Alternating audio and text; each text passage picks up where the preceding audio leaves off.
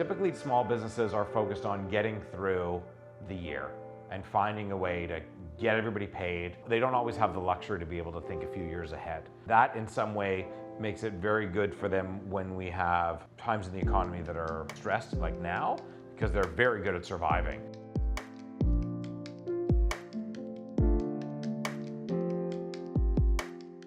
My firm helps leaders who have big, bold visions of things they want to do, and our job is to do the analysis, to validate that, to help them get them done in a way that is most impactful.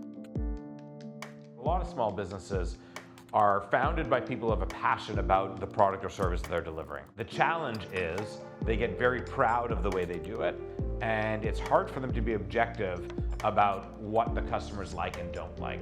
To be a business person, or to be a leader in any part of society really, you have to have conviction around an idea, and sometimes you don't have proof.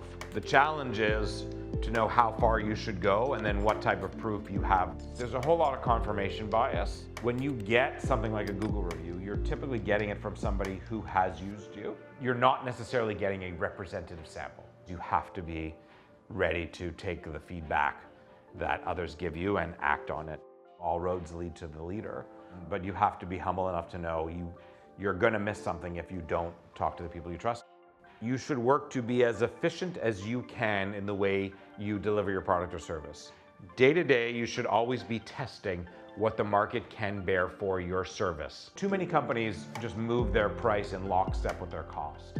When you are selling a service, if your customer never says, I don't know, and if your customer says yes every time you give them a price, I could tell you already your price is not high enough.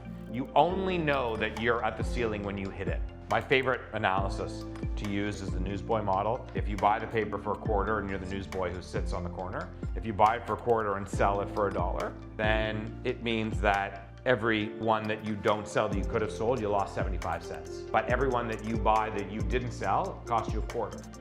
So if you then say to how many would you buy, but you don't know how many you're gonna sell, you would err on the side of having too many as opposed to having too few. And the reason I always bring that up is so many decisions in business you have to make with imperfect data.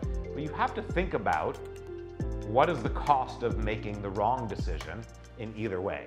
BlackBerry was so wrong for so long. That company should have been Apple. The addiction to our smartphones was created by BlackBerry.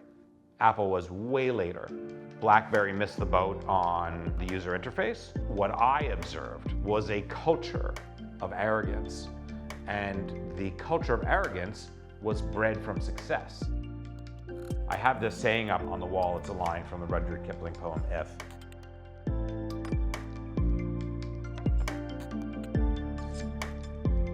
I need the reminder because when I'm having a great month or quarter and I've sold a bunch of work, I think we're fantastic.